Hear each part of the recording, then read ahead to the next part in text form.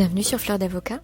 Je suis Lila-Louise Maréchaux et dans ce podcast, je vais à la rencontre des avocats bien dans leur robe. Aujourd'hui, mon invité est Maître Laurent Dubois. Maître Laurent Dubois est avocat au barreau de Paris depuis 1972, mais il a très peu exercé au barreau de Paris puisqu'il s'est assez vite envolé.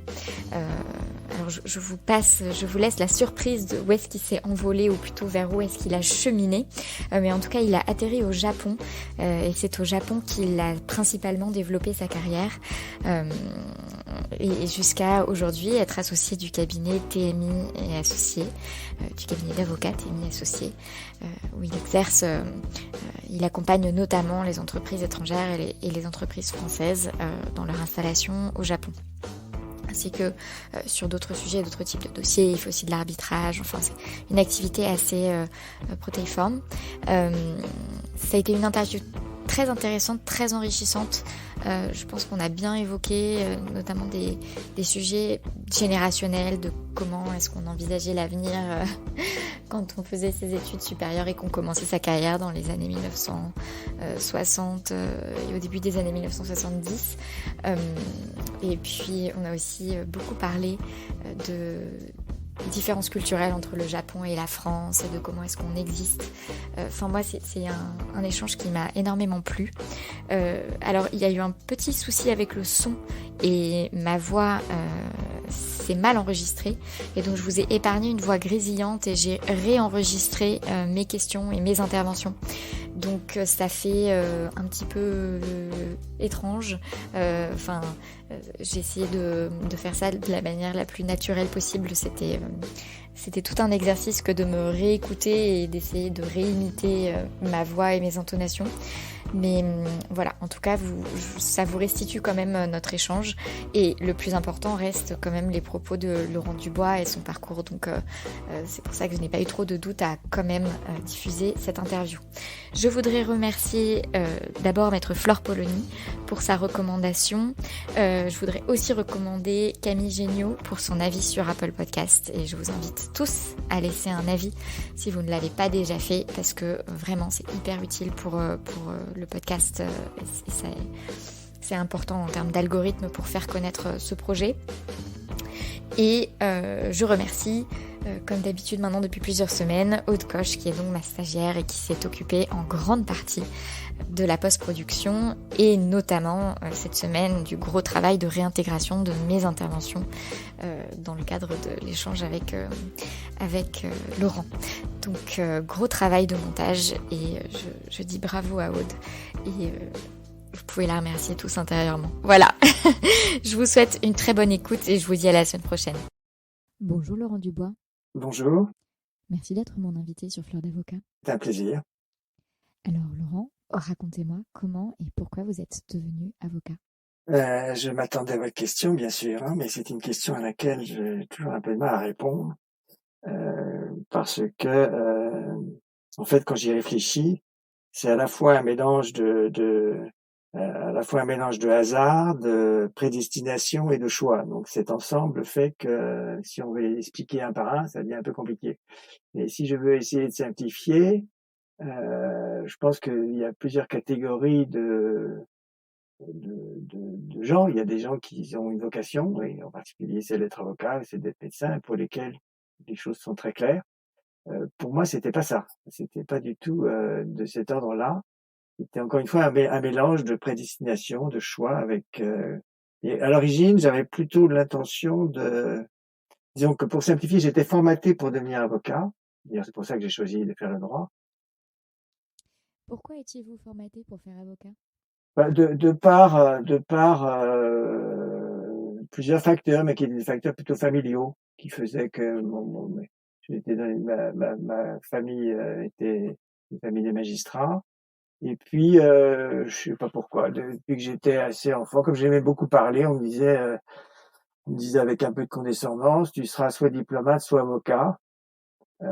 Et quand je me demandais pourquoi, il me disait, mais parce que tu adores parler et y compris parler pour ne rien dire, ce que je trouvais pas forcément très agréable. Donc c'était sur cette base. Et ça, c'était, disons, quand j'avais 15 ans. Vous voyez, c'était pas quelque chose de très, très, très définitif. Mais ensuite, comme j'ai fait philo, je me suis intéressé. J'ai la génération 68, donc j'avais des préoccupations philosophiques, politiques et autres qui faisaient que le droit n'était pas forcément ce vers quoi j'allais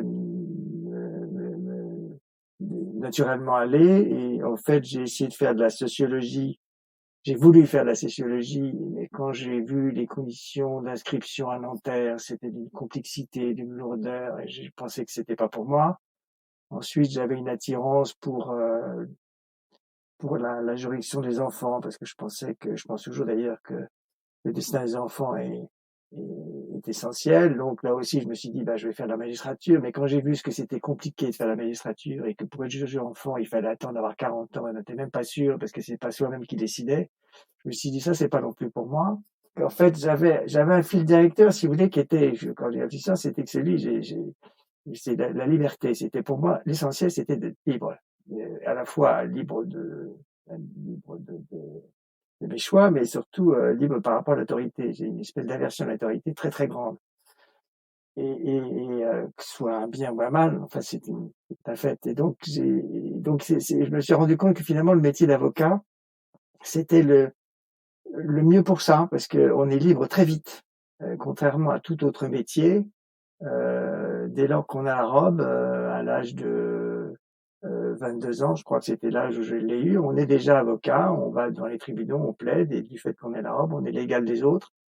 Et ça, c'est quelque chose, il y a peu de métiers qui permettent cela. Et en plus, l'apprentissage de l'avocat, c'est pas comme celui d'un médecin ou on peut, si on a un petit peu de bagou, on va très vite être capable de faire le boulot, y compris devant les juridictions civiles ou pénales.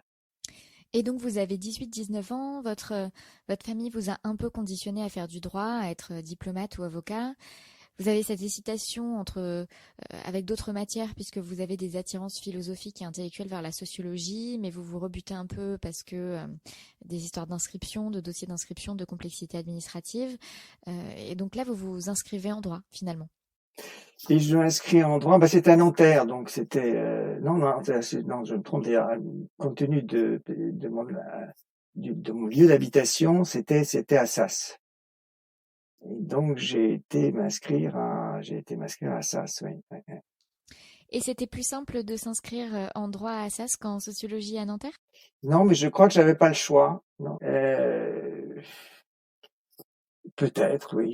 J'étais peut-être plus dans mon élément. Ouais, c'est peut-être que j'ai dû trouver. Et puis il y avait un côté un peu sérieux dans le droit, et donc en plus il y avait des débouchés, c'est vrai que mon père avait fait son droit aussi, donc j'avais une espèce de sécurité dans le droit que je ne ressentais pas évidemment en allant faire de la sociologie. Donc j'avais gardé un peu un sens du réalisme, du sens des réalités qui faisait que il était quand même plus, à défaut de trop savoir ce que je voulais faire, le droit était plus sûr que la sociologie, et je pense que je me suis pas trompé. Et la fac de droit vous a plu? Vous vous êtes retrouvé dans ces études? Oui. À l'époque, c'était des cours,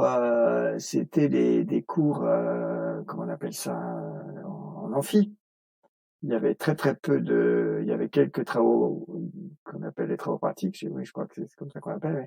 Des travaux dirigés? Travaux dirigés, oui, mais il y en avait beaucoup moins et la valeur des travaux dirigés était beaucoup plus faible, et donc en fait, il fallait assister aux amphis, ou d'ailleurs ne pas y assister parce qu'il y avait des polycopiés. Et vous étiez plutôt du genre à ne pas y assister, n'est-ce pas? J'étais un peu dilettante, oui, c'est vrai, parce que je faisais de la politique en même temps, je faisais des tas de trucs qui faisaient et l'assiduité n'était pas une condition déterminante, y compris d'ailleurs pour les travaux dirigés, et puis il n'y en avait pas énormément, donc je me suis un peu débrouillé, et l'essentiel c'était de passer les examens. Alors moi j'ai passé les examens en fait en 68, ce qui fait que du même coup, je les ai passés en septembre, en une fois, puisque tout avait été reporté à cause des manifestations. Donc ça avait été un peu spécial quand même. Donc cette première année, je l'ai passée sans beaucoup travailler, on va dire. Et vous dites que vous faisiez plein d'autres choses en parallèle. Vous avez parlé de politique. Est-ce que vous aviez d'autres engagements? À quel point étiez-vous engagé un peu partout? Bah, je faisais un peu de secours catholique, non, je faisais des trucs et je sais plus honnêtement, mais j'avais pas bah, j'allais beaucoup au cinéma, j'avais pas mal d'amis, et à l'époque, c'est vrai que les étudiants avaient une vie assez tranquille, hein, donc, l'essentiel, encore une fois, c'était de bachoter les examens, avant qu'ils arrivent et on se prenait un mois et puis, ça allait, hein. Donc avec un peu de mémoire, on arrive à s'en tirer, quoi. Et donc là, on a parlé de comment vous avez vécu vos études, mais qu'en est-il du rapport à la matière? Car ce que je comprends, c'est qu'il y avait l'aspect rassurant, ce à quoi vous étiez prédestiné, un côté de réalisme, une projection vers une vie pro qui semblait peut-être plus assurée plutôt qu'en faisant d'autres matières plus littéraires. Mais est-ce que ça vous plaisait quand même? Et vous allez m'obliger à dire que ça m'intéressait. Alors, je ne veux pas du tout vous obliger à dire quoi que ce soit. Vous pouvez tout à fait me dire que non, mais que comme par ailleurs, j'allais au cinéma et que j'étais investie en politique, je me satisfaisais de mes parents. Non, alors pour rien vous cacher, du point de vue familial, même mon père ayant disparu très tôt, j'avais une très très grande liberté, donc c'est pas ça. En revanche, la matière du droit m'intéressait, oui. Je pense que j'aimais cette logique, cette espèce de logique assez froide finalement d'appréhension des problèmes. Ça, je pense que c'est quelque chose que j'ai gardé et la manière de fonder un raisonnement sur des faits et sur des faits d'un côté et des règles de l'autre me convenait assez bien. Oui. Et comment est-ce que vous avez évolué par la suite, puisque vous avez dit que vous aviez prêté serment et porté la robe très tôt, à 22 ans? À l'époque, oui, j'étais quand même devenu un peu. J'avais fait. Alors attendez, euh, pour être plus précis, à partir de la troisième année, là j'étais à Nanterre. Et la troisième année, j'ai décidé de faire l'Institut de droit comparé, qui se trouvait boulevard Saint-Germain. Donc j'avais déjà deux casquettes quelque part, qui fait que j'étais entre les deux. Et puis l'année suivante, j'ai fait l'Institut de droit des affaires qui était au Panthéon et qui valait le droit comparé ne comptait pas en unité de valeur, mais l'Institut de droit des affaires comptait pour quasiment la moitié des. Et donc en fait, je me suis intéressé. Alors là, je peux pas vous dire euh, pourquoi j'ai fait le droit des affaires alors que j'avais des préoccupations plus philosophiques ou sociologiques à l'origine. Je pense que c'est aussi quand même une évolution liée à des choix déterminés. Je pensais qu'effectivement, j'étais plus attiré par la rigueur du monde des affaires que par le privé. Et professionnellement, je me voyais plus m'intéresser à ce monde-là qu'au droit civil, au droit pénal, par exemple. Et mes expériences de droit pénal m'ont montré que j'ai pas eu tort. Alors vous allez me raconter tout ça, mais est-ce que avant de prêter serment, enfin même si les choses ont beaucoup changé dans la manière de dessiner son parcours, mais est-ce que vous aviez vu un petit peu la réalité du métier avant d'enfiler la robe et de prêter serment? Pas du tout. Parce qu'à l'époque, on faisait pas de stage. On faisait les stages après, en fait. On avait une période, on était ce qu'on appelle avocat stagiaire, et donc on allait à l'école du barreau, mais on était déjà avocat. C'est-à-dire qu'il y avait pas de, il y avait plus de, il fallait vraiment ne rien faire à l'école du barreau pour ne pas ou pouvoir être inscrit au tableau après. Vous voyez, il y avait, on était de plein exercice dès avoir prêté serment, donc après la quatrième année. Et comment s'est passée cette période de stage pour vous dans quel type de structure est-ce que vous l'avez fait? Comment est-ce que vous avez trouvé ce stage? J'ai, j'ai, j'ai été dans un cabinet d'affaires, de droit des affaires, qui était d'une petite taille, mais à l'époque, les cabinets étaient, à part les grands comme Gilles Loretmel ou autres, la plupart des cabinets étaient plutôt de petite taille. C'était un cabinet d'une vingtaine d'avocats à peu près, oui. Et donc j'ai commencé là, et donc j'ai commencé à travailler sur des dossiers d'affaires, des contrats, je faisais un peu de fiscalité. Après, j'étais vraiment dans le bas des affaires, oui, tout à fait. Et ça vous plaisait? Écoutez, c'était un peu dur, oui. C'était un peu dur, oui. J'ai un souvenir, j'ai trouvé ça très, très austère. À quoi est-ce que vous pensez quand vous parlez d'austérité? Bah, vous savez, je sais pas comment ça se passe pour votre génération, mais moi, honnêtement, j'ai eu du mal à passer de la période étudiante un peu tranquille quand même à l'univers du travail, où c'était quand même extrêmement contraignant, à la fois en termes de temps, en termes de et honnêtement, j'ai eu un peu de mal à m'habituer, quoi. Et alors ce qui est paradoxal, c'est qu'à l'époque, on n'avait pas le souci du chômage à l'époque, donc on n'avait pas d'inquiétude, qui ferait que par rapport à la concurrence, il faudrait se battre pour, on était moins dans cette il y en avait qui étaient déjà dans ce schéma-là, mais c'était pour eux-mêmes. Il n'y avait pas, la crainte de l'avenir comme on pourrait peut-être avoir aujourd'hui. Et donc ce qui fait que dès lors qu'on était logé, bon, on gagnait très peu à l'époque, hein, très, très peu, on était extrêmement mal payés, mais bon an mal an, on s'en tirait et donc j'ai vécu cette première année, comme j'avais pas encore fait mon service militaire, je savais que c'était, temporaire et donc j'ai vécu à peu près 2 ans là dans ce cabinet et je savais qu'au bout de 2 ans, de toute façon, je devais partir faire mon service militaire. Et où avez-vous fait votre service militaire? Et j'ai fait mon service militaire, à la marine nationale, donc j'ai été marin mais j'ai été marin, mais comme j'ai pas mis le pied sur un bateau, j'ai été, au CIRPA qui était place de la Concorde. C'est drôle d'être marin, place de la Concorde. J'habitais rue du Faubourg Saint-Honoré, je prenais le 52 et j'allais 3 fois par semaine parce que c'était par rotation, heu, faire les revues de presse, à la marine nationale, voilà et donc je n'ai jamais mis un pied sur un bateau, sauf pendant les classes où là, on est obligé de faire un peu de ramer sur des barcasses, quoi. Et ça a été une pause dans votre exercice? Ça a été une pause qui a conditionné pas mal de choses, puisque c'est, dans ces moments en particulier quand je faisais mes classes, il fallait qu'on garde les dortoirs, contre un ennemi, fictif, mais toute la nuit. Donc on passait des nuits entières comme ça à marcher, à arpenter les couloirs, à 3-4 heures du matin, et j'ai eu à ce moment-là, paraît peut-être un peu anecdotique, mais j'ai eu une espèce de vision à ce moment-là de paysages exotiques qui correspondaient à l'Inde. C'était quoi ces images? Racontez-moi, détaillez-moi un peu ces images. Et ben les images, c'était des images je crois que c'était en Inde. Est-ce que c'est Dharamsala ou un endroit où les gens se baignent avec des saris, des couleurs invraisemblables, des fleurs, tout un espèce d'image très bigarrée et très exotique et d'un monde complètement différent de ce que je connaissais. Alors, est-ce que c'est une réminiscence d'un documentaire que j'avais vu à la salle Pleyel? Je ne sais pas. Mais en tout cas, j'avais ça dans la tête et je m'étais dit à ce moment-là, je vais y aller.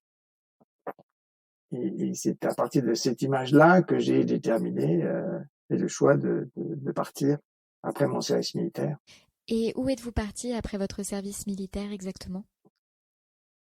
Alors après mon service militaire, mais ça nous éloigne beaucoup de l'activité d'avocat, hein. Mais plus ou moins parce que vous exercez à l'étranger et c'est pas pour rien, donc ça nous éloigne plus ou moins de l'activité d'avocat. Ça en est la cause d'ailleurs. Donc en fait, j'ai convaincu mon frère et sa femme de venir avec moi. Et donc on a acheté une camionnette qu'on a équipée en camping-car. On est allé jusqu'à Calcutta et on est passé par cet endroit que j'avais à l'esprit, qui est effectivement, je crois, Dharamsala. Et, et, et donc j'ai fait ce voyage. En fait, on est passé par en camionnette. On avait acheté un Ford Transit qui était absolument magnifique, qu'on avait transformé en camping-car. Donc c'était quand même extrêmement modeste. Hein, et c'est pas le grand confort, mais c'était pas l'objet. Et moi, je reviens à l'origine de tout ça, c'est que comme je suis de la génération de 68 et mon frère qui est un peu plus vieux aussi, on était l'idée du voyage, ça faisait partie de notre culture. Kerouac, tous ces images qu'on avait à l'esprit et l'idée qu'il fallait se former en voyageant était quand même très forte. Donc on avait l'idée d'aller rechercher nos vérités par le voyage. Donc c'était ça qui nous avait motivés. Ouais, ma tante qui est de la même génération que vous est allée jusqu'au fin fond de l'Irak ou de l'Afghanistan comme ça, en voiture avec une 2 chevaux depuis la France. Et c'est vrai que pour ma génération, ça semble complètement improbable. C'est complètement un autre monde. Bah, il y avait une forme d'insouciance quand même, hein, qui était liée au fait qu'on n'avait vraiment pas la crainte de l'avenir. Donc on pouvait se payer, c'était un luxe qu'on pouvait se payer parce qu'on savait qu'on retomberait sur nos pattes d'une façon ou d'une autre. Et donc, pour revenir au sujet, donc on a même traversé l'Afghanistan, on a traversé, vous voyez, donc on a eu des endroits où on pourrait plus aller aujourd'hui aussi tranquillement. Et à Calcutta, j'ai laissé mon frère et ma belle-sœur, et j'ai laissé le camion et je suis parti avec mon sac à dos pour aller d'abord en Thaïlande, ensuite en Birmanie, en Laos, Hong Kong, et puis à Hong Kong. J'ai rencontré un ami qui m'a dit: «Je vais à Tokyo». Bah, je lui ai dit: «Bah, écoute, je vais venir avec toi» et je suis arrivé à Tokyo. Voilà, donc vous voyez, c'était là, il y a pas de prédestination du tout. C'était vraiment complètement le hasard de la trajectoire complet et c'est vrai qu'il y a un hasard qui est pas tout à fait c'était le bout du chemin, quoi. Ou bien après on fait le tour du monde, ou bien on s'arrête à Tokyo parce qu'après il y a plus rien, quoi. Mais j'avais pas du tout l'intention d'aller en Amérique, poursuivre ce voyage. C'était plutôt l'initiation, c'était plutôt vers l'Asie avec toutes ces connotations bouddhistes, zen et autres qui étaient déjà présentes à l'esprit. Oui, là, on est vraiment sur le hasard de la trajectoire. Vous étiez un hippie des années 70? Non, physiquement oui, je l'étais devenu parce que j'avais effectivement tous les atouts, mais mentalement non, j'étais resté assez conformiste quand même quand j'y pense. Mais bon, pas en apparence et puis pas en expérience de ce que je vivais bien sûr, mais dans mon esprit, j'étais pas, j'ai pas mal tourné quoi. Et dans votre esprit, vous pensiez reprendre une vie d'avocat, un exercice de juriste, professionnellement parlant? Est-ce que vous envisagiez des choses pendant ce voyage? Oui, oui, quand même, on avait non, l'intention de départ, c'était d'aller en Australie parce qu'on voulait tenter l'aventure en Australie et là, c'était effectivement presque sans retour et donc l'idée d'exercer n'était plus c'était un peu irréaliste, mais bon, c'était quand même l'idée qu'on avait. Et comme c'était en 74, c'est-à-dire le choc pétrolier, l'Australie a fermé les frontières à ce moment-là. Et donc, elle n'acceptait plus l'immigration. Donc, c'était très clair que ce projet ne pouvait pas se poursuivre. Mais en même temps, au cours de ce voyage, j'avais compris que ma vie, elle n'était pas sur la route, elle était à Paris, ou elle était à Paris d'ailleurs, c'était mon idée. Avant que je découvre Tokyo, mon idée c'était de revenir et de reprendre mon métier, bien sûr. Oui. Alors peut-être sous d'autres formes, mais j'avais pas l'intention de. Ça m'a resitué dans ma trajectoire d'origine. Et vous avez dit avant que vous ne découvriez Tokyo. Oui, parce que là, donc, je suis arrivé à Tokyo. Et là, j'ai trouvé un endroit quand même assez étonnant pour un Français. Et donc, j'ai rencontré des gens, je me suis fait des amis. Et j'y ai pas travaillé d'ailleurs, très peu. Moi, je donnais des cours de français, mais c'était très très peu. Donc, je reconnais que mes économies commençaient à s'amenuiser, donc il fallait que je gagne un peu ma vie, mais c'était pas du tout dans une perspective professionnelle. C'était encore assez dilettante, pour rien me cacher. Mais j'ai connu ce pays et puis j'ai trouvé ce pays intéressant. Je suis pas tombé amoureux du pays, mais j'ai trouvé ce pays intéressant. Mais au bout d'un certain temps, j'ai compris qu'il fallait quand même que je rentre. Et donc je suis rentré et c'est plutôt quand je suis rentré que j'ai réalisé qu'il fallait que je reparte. Ah, pourquoi? Parce que je sais pas, j'étais parti 16 mois quand même. Hein. Donc quand je suis revenu, j'étais quand même sérieusement décalé. Mes copains étaient tous dans le truc, je les voyais au palais avec leurs serviettes pleines de dossiers, l'air complètement oh là, quel boulot, c'est terrible. Enfin, on sentait quand même que la vie c'était dur quoi. Et puis je les trouvais déjà un peu vieux, quoi. Déjà, les gars, ils avaient 25, 26 ans ou 27, et déjà, ils se comportaient comme des vieux messieurs, quoi. Et ça m'a pas, moi, j'avais du mal, quoi. Ayant vécu l'expérience que j'avais eue, j'ai pas pu me remettre dans le bain, quoi. Donc, j'ai travaillé chez un ami, comme avocat, il fallait que je travaille. Et puis surtout, j'ai cherché le moyen de revenir au Japon pour faire du droit au Japon. Et c'était pas très facile parce que Par rapport à vos amis, à votre... bah, j'avais trouvé des amis, donc il y en a un consultant qui m'a engagé. Un consultant en quoi? Un consultant business, parce qu'on pour rien vous cacher, à l'époque, les avocats étrangers n'avaient pas le droit d'exercer. Alors, j'étais un peu gonflé parce que je suis quand même parti pour ça. J'ai dit que j'aimais la liberté et j'aimais pas l'autorité. Et donc, toutes les contraintes ne me troublaient pas trop, mais en fait, c'était quand même un peu compliqué. Donc, j'ai été consultant chez lui pendant 1 an. Je me suis aperçu que je pourrais pas faire de droit de manière efficace et financièrement acceptable. Et c'est quand même ce que vous aviez envie de faire du droit plutôt que du business. Ah oui, oui, oui, oui. Oui, j'étais venu avec des bouquins, j'avais fait tout, j'étais équipé pour travailler le droit. Alors après, on y reviendra, parce que c'est là où il y a un vrai problème, qui est limite moins drôle, mais à l'époque, je pensais faire du droit pour aider les Français à venir travailler au Japon. Vous voyez déjà. Et donc, ça supposait de faire du droit japonais.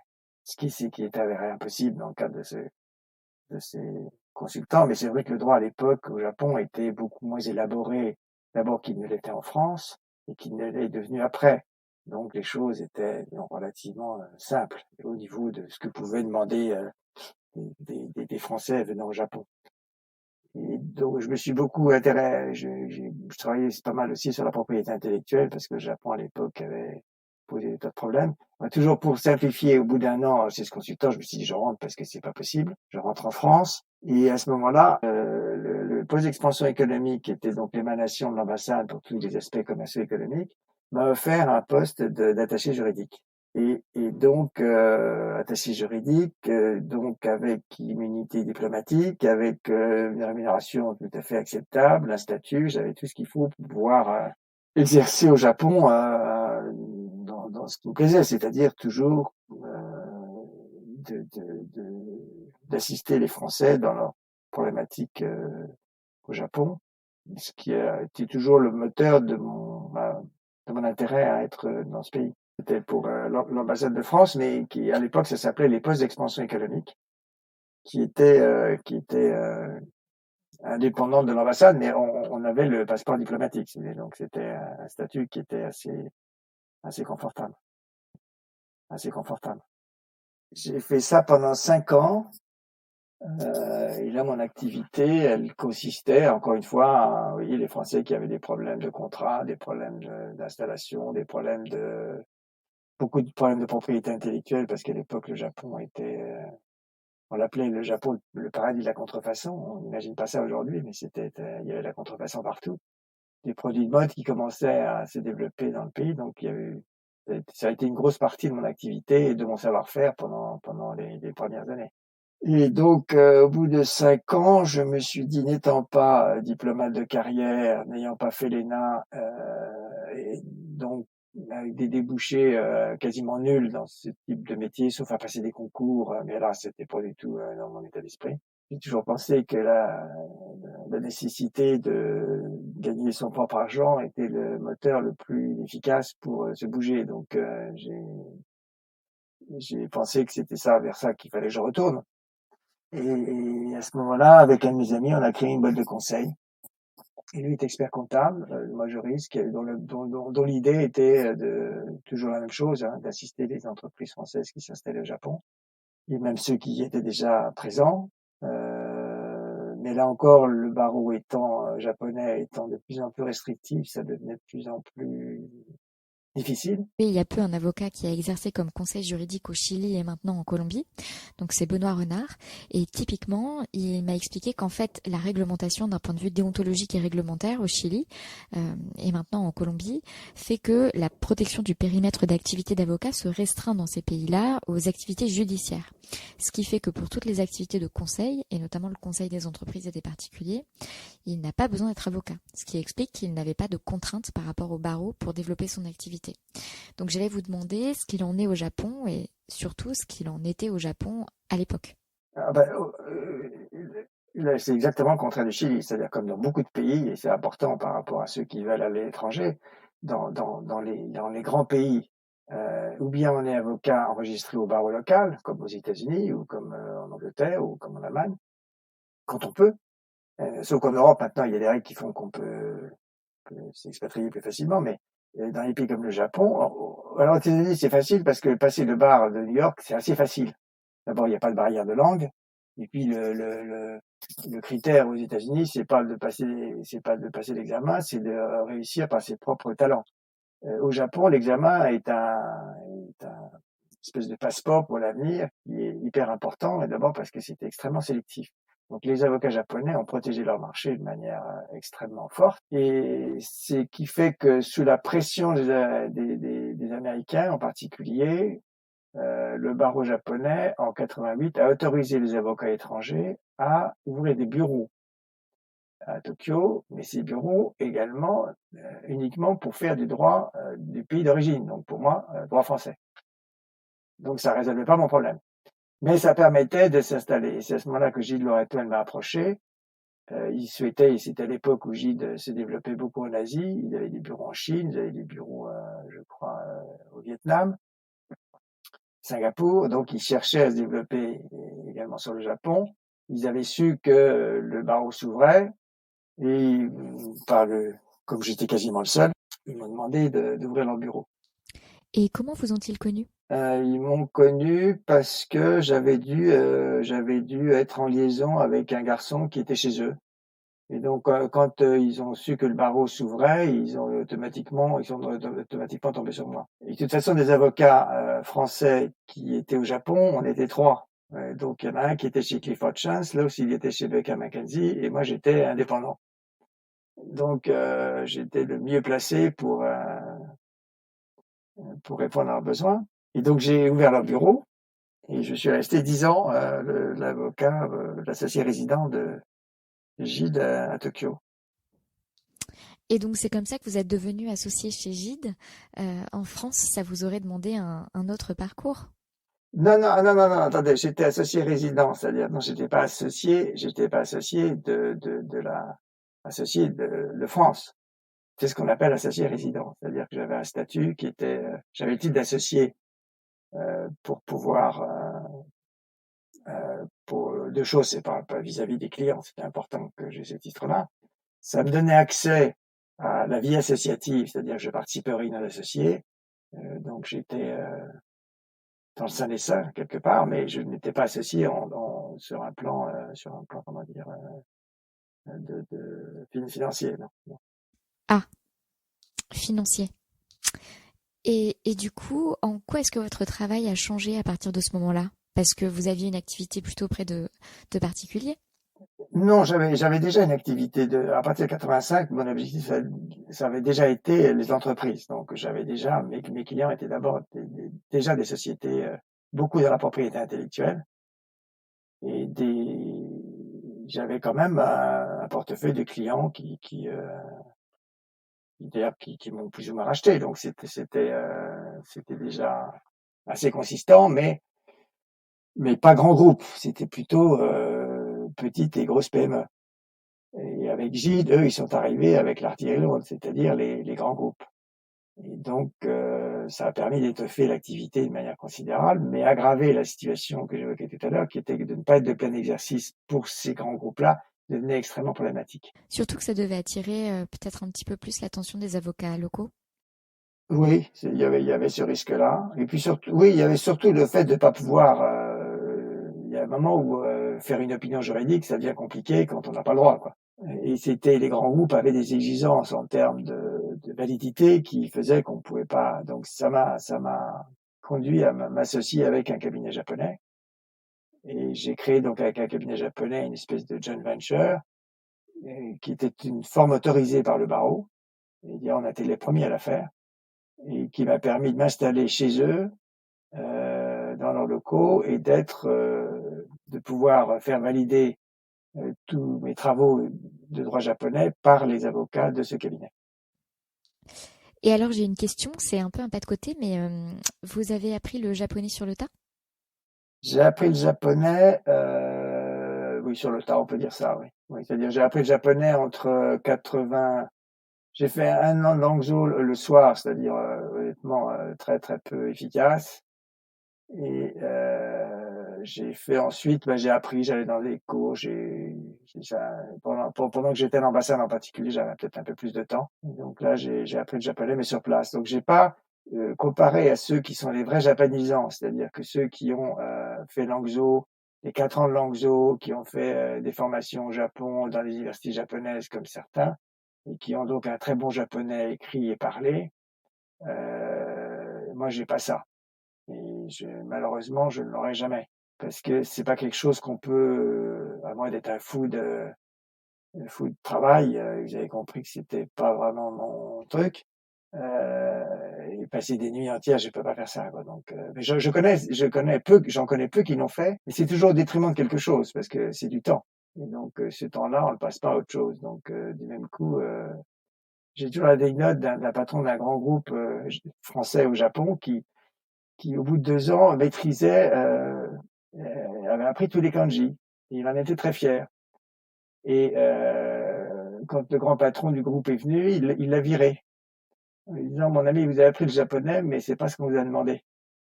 Et en fait, il avait pas fait le boulot, quoi, parce qu'on peut pas faire tout. On peut pas à la fois se concentrer sur un apprentissage vraiment dur, parce que le japonais c'est une langue vraiment difficile. Donc c'est une langue, c'est au moins 2 fois, si c'est pas 3 fois plus difficile que n'importe quelle autre langue en termes d'apprentissage. Donc donc c'est une question de temps. Et ça m'amène à vous demander si est-ce que cet usage de la langue japonaise que vous avez appris sont cherchés à perfectionner, sachant que le droit, surtout local, quand bien même vous en aviez pas l'autorisation au début, est-ce que ça a été une difficulté supplémentaire? Comment est-ce que vous avez appréhendé le fait de faire du droit dans une langue étrangère que vous ne maîtrisez pas? Non, mais non, pas vraiment. Enfin, je vais pas réfléchir, donc vous me dirigez maintenant, mais je pense que en fait, s'il s'agissait d'étudier le droit dans le texte, si vous voulez, je savais que c'était quelque chose qui n'était pas possible. Et donc, dès lors qu'on arrivait à ce stade-là, j'avais besoin de m'appuyer sur mes confrères japonais. Et donc mon travail est devenu beaucoup plus un travail de comment dire, de définition de stratégie, de conduite je sais pas comment expliquer. Les Japonais ont une manière d'apprendre le droit qui est assez différente de la nôtre. Et donc, c'était très important pour les Français d'avoir quelqu'un qui est capable de décrypter à la fois ce que veulent dire les Japonais et ce que eux veulent exprimer. Et mon travail, ça a surtout été ça. Alors, ça suppose que j'ai une connaissance du droit japonais par le fait que de toute façon, comme on est en droit international, on est en communication internationale, tout se fait en anglais ou en français. Donc en fait, tous les éléments, de tout ce qui intéresse mon travail est de toute façon en anglais. Et donc vous avez parlé de cette joint venture entre Gide et un cabinet local que vous avez mené à bien. À ce moment-là, vous étiez encore chez Gide ou vous étiez dans un autre cabinet, dans l'autre cabinet?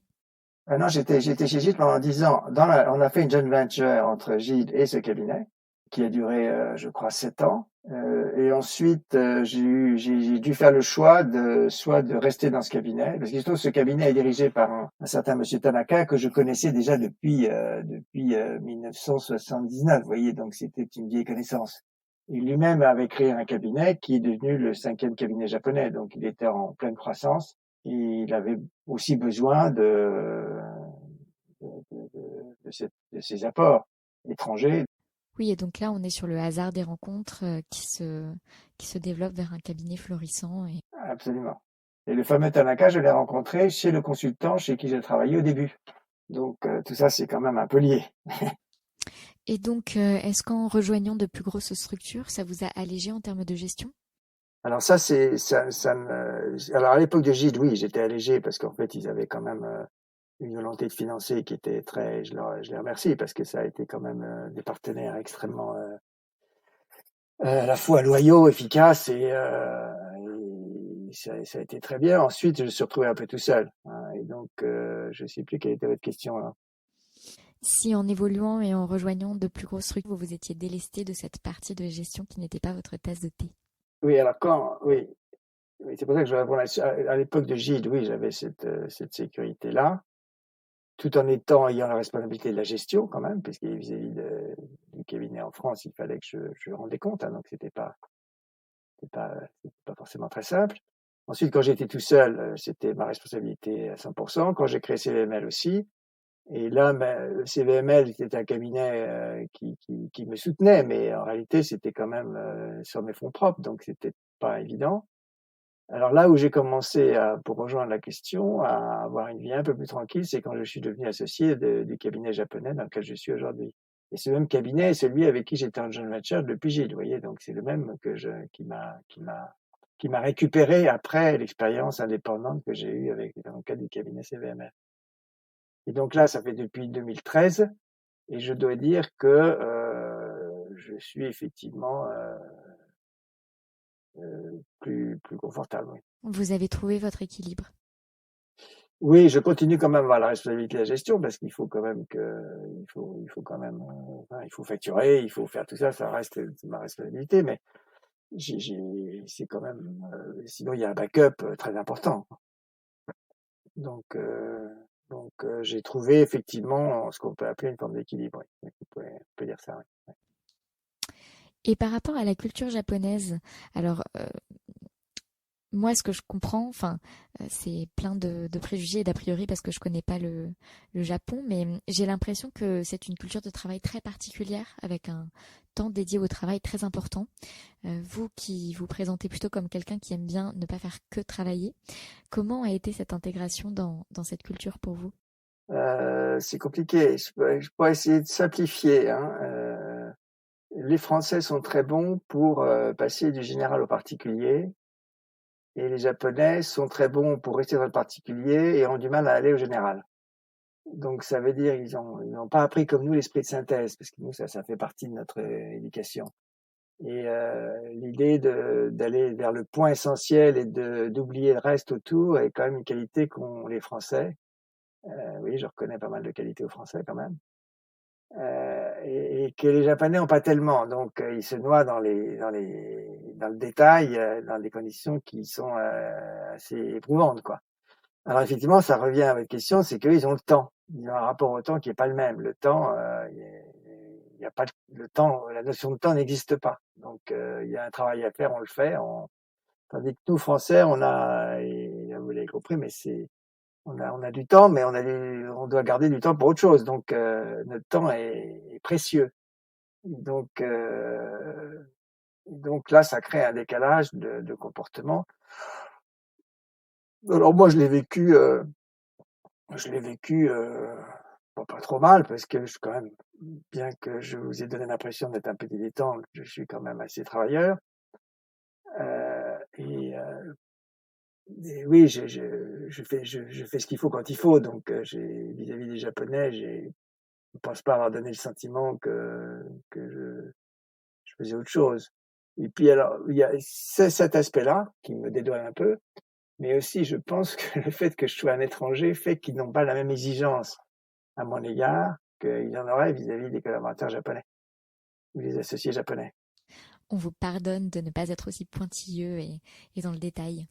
C'est pas du pardon, ils comprennent pas. Donc ils me disent toujours: «Oui, le français, vous êtes un peu compliqué». Donc on est un peu à part. Donc alors, est-ce que j'en tire un peu? Oui, je tire un peu, mais l'essentiel quand même là, c'est quand même, les chiffres sont là. Donc si vous voulez, il faut faire le chiffre. Donc comme vous avez le sentiment que c'est un peu plus confortable, mais c'est quand même lié à une certaine performance.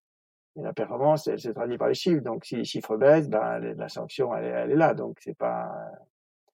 Mais c'est une sanction, je trouve assez.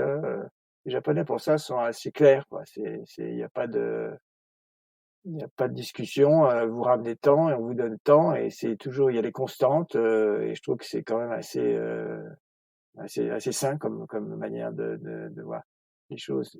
Mais ça, c'est pas de la culture. Enfin, c'est un peu lié. Est-ce que c'est la culture? Je sais pas. Mais dans les relations de travail, là, honnêtement, c'est quand même généralement, parce qu'il faut pas. Généralement, les Japonais, comme je vous l'ai dit, ils sont soucieux du détail, ils sont pas comme to the point. Et les clients français, de temps en temps, disent: «Mais attendez, on s'en fout de savoir si on peut pas faire. Ce qu'on veut savoir, c'est comment on peut faire». Et les Japonais ont en général assez peu ce sens économique, ou j'allais dire même commercial, de la démarche vis-à-vis du client. On leur pose une question, on dit: «Bah, on peut pas, on peut pas». On dit: oui, mais c'est pas on peut pas, mais on s'en fout de savoir ça. On veut savoir c'est qu'est-ce qu'on peut faire ou pas? Quel est le risque, par exemple? Je dis toujours à mes confrères japonais: «Mais vous me dites qu'on peut pas faire ça, mais quel est le risque?» Parce que le client, il va se positionner à la fois par rapport à ce qu'il peut faire ou pas faire, mais également par rapport au risque. C'est déjà presque une question, presque interdite de penser comme ça. Donc ça rend, parfois alors mais d'un côté, vous avez parfois des Japonais qui sont extrêmement, très proches de la pensée française, en termes d'agressivité, mais il y en a très peu, hein. C'est un peu les francs-tireurs. Et en plus, il faut que si vous voulez trouver un qui parle bien anglais, qui sache avoir ce type de comportement avec les clients, il y en a pas beaucoup, hein. Bien sûr. Et vous, vous en avez tiré un parti peut-être de ça dans l'accompagnement de vos clients au Japon? Ah bah, oui, vous avez complètement deviné. C'est-à-dire que parfois, je donne le dossier à un de mes associés ou à un de mes collaborateurs japonais, 2 jours à 3 jours après, j'ai le client qui m'appelle, il dit: «Non, mais alors est-ce que tu vas m'expliquer?» Et puis il faut peut-être, il va me demander à moi parce qu'il dit: «Non, non, ça va pas comme ça. Il faut, on veut ton avis à toi». Donc effectivement, ça va ils vont me demander d'intervenir pour aller plus dans le sens qui est c'est de leur intention et moi effectivement là j'interviens vis-à-vis de mes confrères pour leur dire: «Ben, ouais, c'est pas ça, c'est pas comme ça qu'on voit les choses» et donc ça c'est un vrai travail, et je dois dire c'est un travail intéressant parce que faut le faire évidemment avec diplomatie. Mais c'est intéressant on arrive à des résultats surtout et on y arrive. Parce que les Japonais sont des gens, extrêmement bien formés et donc intelligents. Donc c'est plus une question de structuration mentale que d'intelligence propre. C'est intéressant car vous dites que vous êtes parti de France. Quand vous êtes arrivé à Paris, vous avez revu tous vos amis, puis vous vous êtes senti un peu décalé. Vous les trouviez déjà un peu vieux à être rentrés dans la vie active et vous partez pour le Japon. J'ai l'impression que vous avez eu une vie professionnelle pleine de défis, du fait d'avoir évolué un peu en marge par rapport à la réglementation et à la protection de l'exercice d'avocat, le développement d'un business très rapide, le parcours d'association.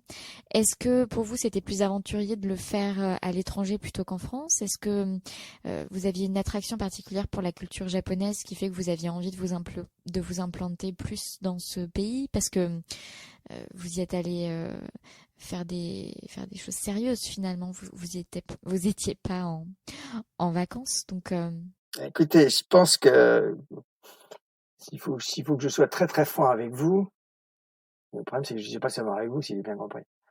Le En fait, je pense que j'aurais eu plus de mal en France par rapport à j'ai trouvé que le fait d'être hors norme au Japon, et on était très peu, d'être un espèce d'oiseau rare au Japon, dans un milieu, qui culturellement me convenait, non pas parce que je suis amoureux de la culture japonaise, mais je suis capable de m'y mouvoir assez bien. Ce qui est pas le cas de tout le monde, parce que c'est pas toujours évident. Je suis pas très dans l'émotion, je suis pas très dans le donc ça suppose, pas mal de distanciation, de sérénité, enfin des qualités et de goût du compromis aussi, qui est quand même très présent au Japon, qui fait que je suis pas une grande gueule, vous voyez? Donc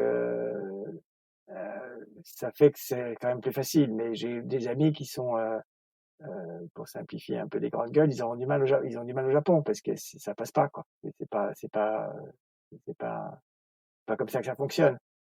Et donc mon caractère assez, comment dire? Souple et je sais pas comment je peux définir mon propre caractère, mais enfin disons qu'au moins il est ça. Fait que j'étais bien adapté au mode japonais et ça j'avais donc des facilités pour ça, naturelles, bien qu'elles étaient acquises quelque part, mais elles étaient devenues en tout cas naturelles pour moi.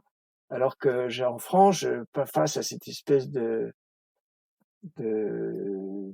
concurrence, et des concours d'ego à la française, j'étais pas très bon pour ça, moi.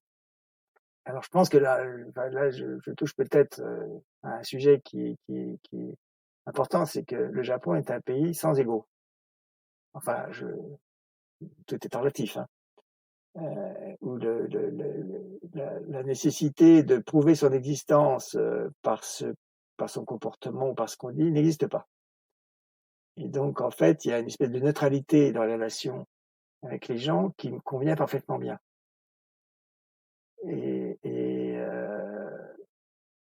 et ça, c'est un élément, je crois, qui a beaucoup joué dans le fait que j'ai pu rester aussi longtemps au Japon et m'y épanouir quelque part.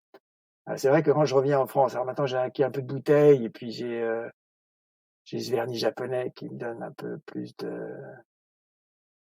poids, quoi. Mais quand je vois en France comment mes amis se comportent pour beaucoup, j'ai un peu de mal, quoi, parce que c'est vraiment en France, on a un besoin, une nécessité de s'affirmer, de dire qu'on est là, qu'on existe, qui est extrêmement violente comparée à ce qu'on connaît au Japon.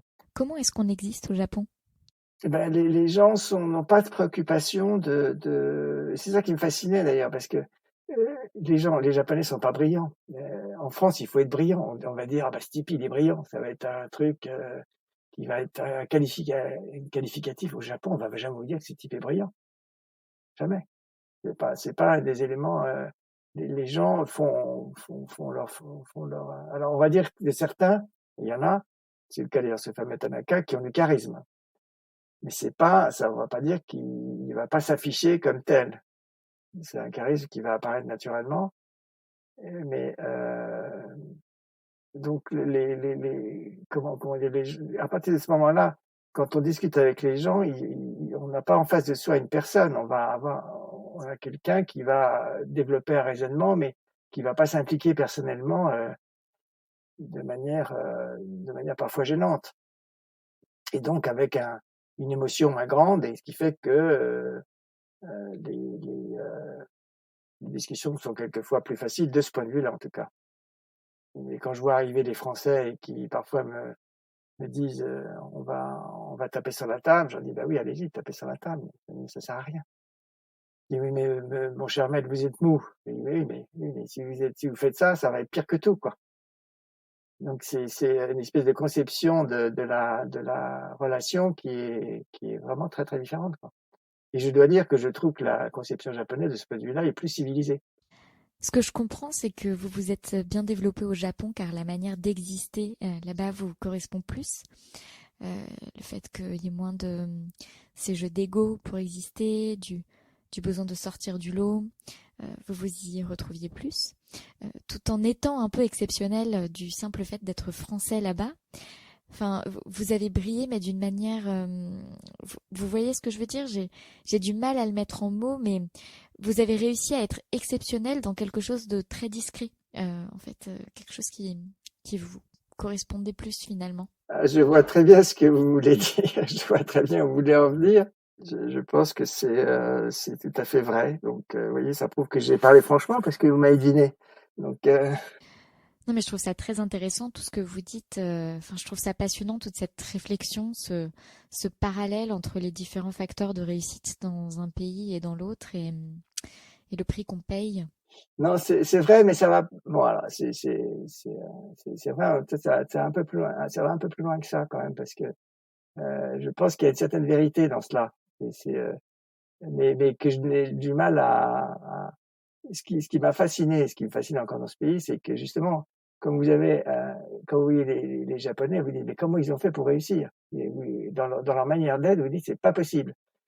Quand je suis arrivé au Japon, c'était en 60, première fois 76, c'était déjà la deuxième puissance du monde, avec 120 millions d'habitants, pas de ressources, rien, rien. Uniquement leur génie leur aptitude au travail. Et donc, je trouvais ça absolument étonnant. Nous, on était en France, très fiers de nous, assez arrogants. On disait, on est les meilleurs du monde, on est le centre de l'univers. Mais à côté de ça, ben, on n'avait pas les mêmes performances.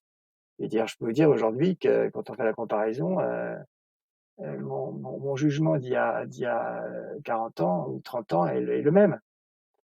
Euh, et donc, c'était intellectuellement extrêmement intéressant de voir comment est-ce possible, toutes les certitudes qui étaient celles qu'on m'avait enseignées sur la manière de réussir, à la fois personnellement et sur le plan collectif, était complètement bouleversé par le fait que les Japonais, c'est exactement l'inverse, quoi. Je pense que c'est le sens du collectif qui les rend forts. Et on est quand même dans un monde où aujourd'hui, le génie personnel, c'est très bien, Mais s'il n'y a pas une organisation avec un sens du collectif très développé, ça marche pas. Et si vous regardez les pays qui fonctionnent bien aujourd'hui, bah, vous prenez l'Allemagne. L'Allemagne a un sens du collectif, on le voit aujourd'hui de manière assez d'ailleurs dramatique. Ils fonctionnent bien, les Coréens, les Japonais, les Chinois, les Taïwanais. C'est tous des sociétés qui ont un sens, le Vietnam, c'est des gens qui ont un sens du collectif qui est extrêmement développé, et où donc le moi s'efface dans l'importance de, ou comment dire, c'est-à-dire c'est très lié aussi aux philosophies confucianistes ou taoïstes, mais surtout confucianistes, qui fait qu'en fait on est un, on n'existe que dans un ensemble. Cet ensemble étant la nature, cet ensemble étant le monde environnement dans lequel on est, et la société dans laquelle on est. On n'existe pas autrement que qu'un élément de cet ensemble. Et donc on n'est pas un individu, on n'est pas l'humanisme qu'on a connu en Europe n'existe pas au Japon. Et prenez l'exemple, par exemple, enfin, c'est pas, dire c'est un mauvais exemple, mais il reste quand même assez bon, celui du traçage que l'on connaît on a une problématique en France que moi je trouve absolument invraisemblable.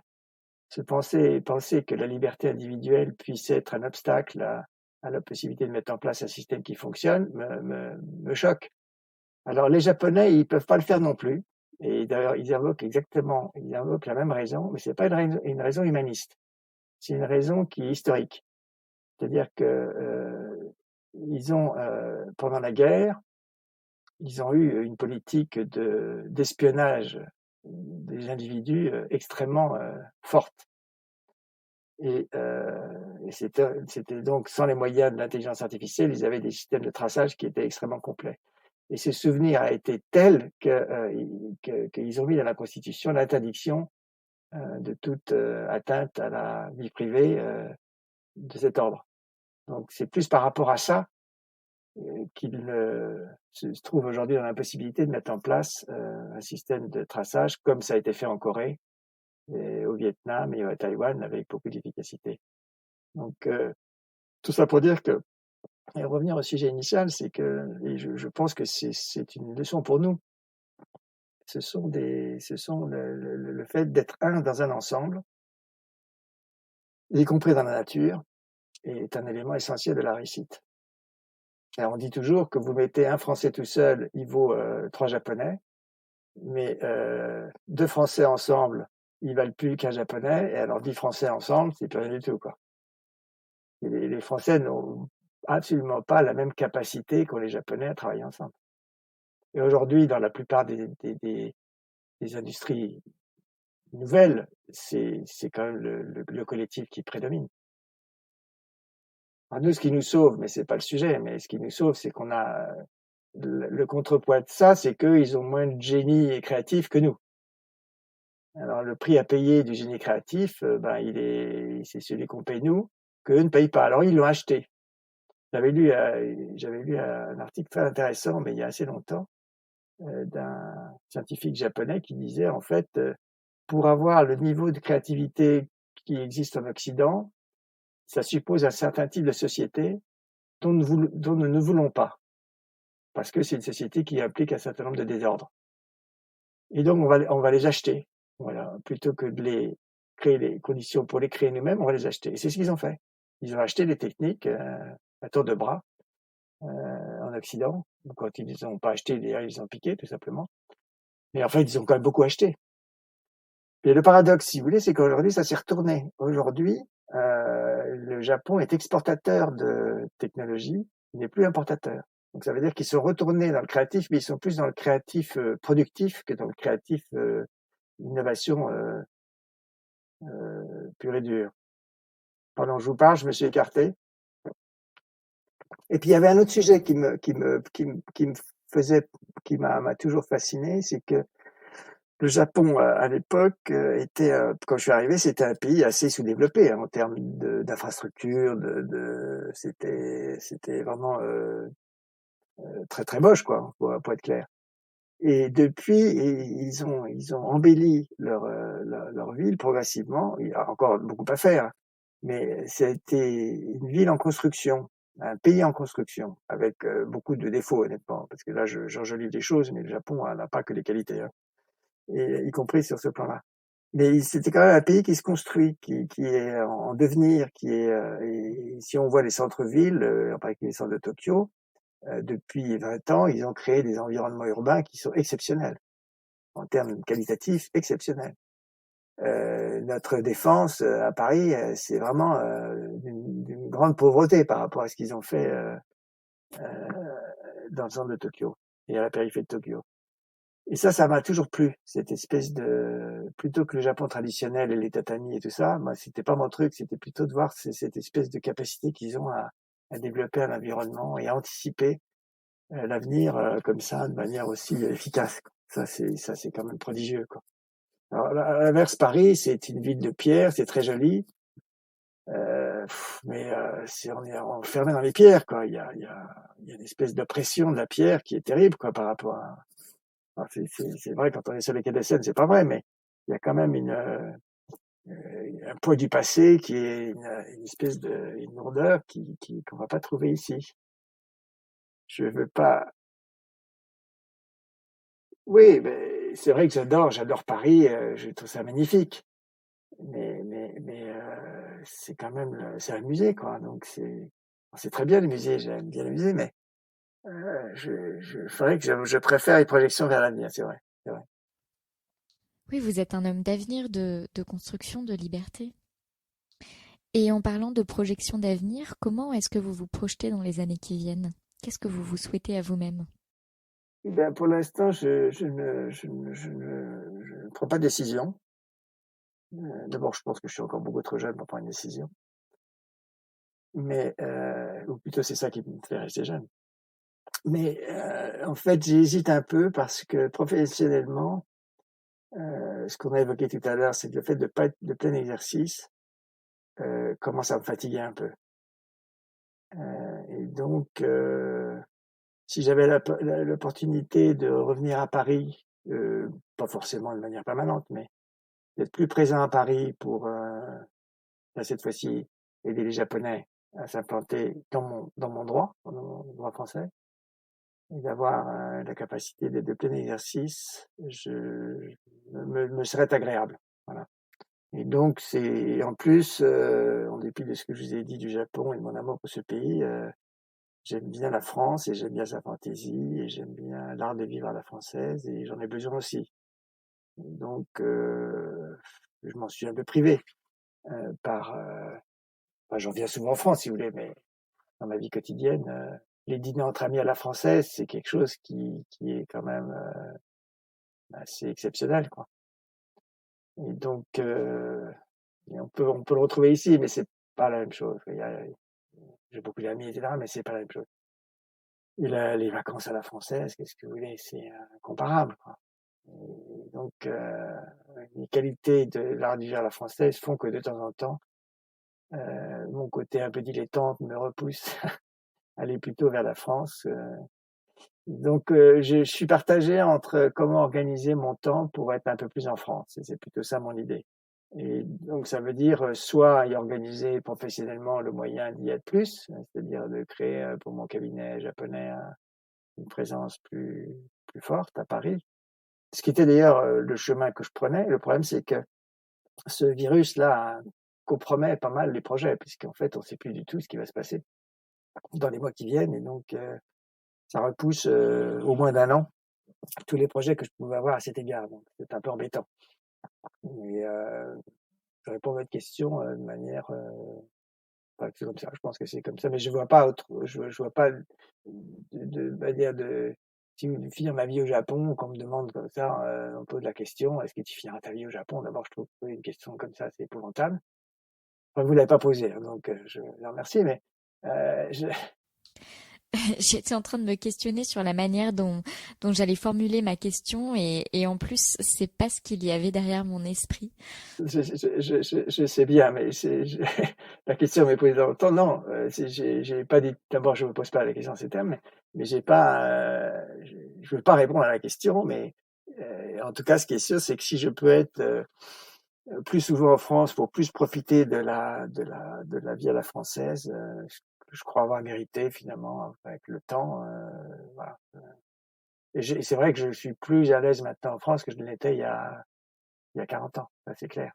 Que j'ai bon, j'ai un peu mûri, quoi. Et puis ce que j'ai fait au Japon, bon, fait que maintenant, j'ai plus besoin d'afficher quoi que ce soit, donc ça rend les choses plus faciles. Quelle est votre dernière joie, Laurent? La dernière, ça veut dire dans le temps ou la dernière? La dernière joie que vous avez éprouvée. Plutôt dans le temps, donc la plus récente. Ah, vous êtes dur là, mais je pense que c'est les joies, je les ai. Ça va vous paraître un peu bizarre, mais c'est des joies un peu intellectuelles. Enfin, je pourrais parler d'autres joies, mais c'est des joies intellectuelles. Il se trouve qu'avec le décalage, je peux écouter France Culture la nuit. Et France Culture la nuit, vous avez la chance extraordinaire, c'est d'avoir les programmes des années 60, des années 70, parfois j'éprouve il y a soit des philosophes, soit des écrivains, c'est souvent le cas, soit des cinéastes expriment des choses qui me ravissent totalement. Et puis, ça m'arrive aussi récemment, puisque je suis confiné, donc j'ai un peu plus de temps pour regarder les films. Je retombe sur des films des années 50 aussi, et on tombe sur des choses absolument extraordinaires où la vie il y avait une légèreté à l'époque, une espèce d'élégance aussi qui me convient. Ce sont des joies que j'ai, qui sont un peu nostalgiques, si vous me permettez. C'est comme ça que vous vous raccrochez au jeune homme qui envisageait de faire de la sociologie au sortir de son lycée. Peut-être, oui. Peut-être, oui. Peut-être, oui. C'est un cercle. Oui. Enfin, à mon avis, le cercle, il n'est pas encore bouclé, hein. J'espère bien qu'il n'est pas bouclé, mais en tout cas, c'est une manière pour vous de vous connecter à cette partie-là de votre être. Non, et puis, il y a un dernier truc, si vous me donnez encore une minute, c'est l'écriture, parce qu'en fait, j'ai toujours aimé écrire. Alors, comme dans mon métier, j'écris tout le temps, ça me prend un peu de mon énergie, mais j'écris beaucoup. Et donc, Qu'est-ce que vous écrivez? j'écris des choses, j'écris genre journal, donc ça c'est vraiment très très. Et puis j'ai commencé à travailler sur un abécédaire du Japon, où là je vais essayer j'ai commencé pas mal à regrouper justement tout ce que j'ai fait écrire au fil du temps sur le Japon pour justement un peu retracer ce que j'évoque là. Et puis j'avais écrit d'ailleurs un livre, on m'a demandé d'écrire un livre, mais il y a très très longtemps, il y a une vingtaine d'années, sur ce que pense un Français du Japon. Et j'avais écrit à l'époque une soixantaine de pages à peu près, et qui rétrospectivement m'amuse parce que c'est des choses que je pourrais plus dire aujourd'hui, mais qui ont été dites. Donc j'ai essayé de raccrocher ça au temps d'aujourd'hui, voilà, ça c'est quelque chose qui pour l'instant m'occupe l'esprit et honnêtement m'amuse, quoi. Et j'espère que je vais avoir l'énergie pour en faire quelque chose d'un peu. Mais j'ai déjà l'éditeur, ce qui est pas mal. C'est un bon début, pas à pas les choses progressent.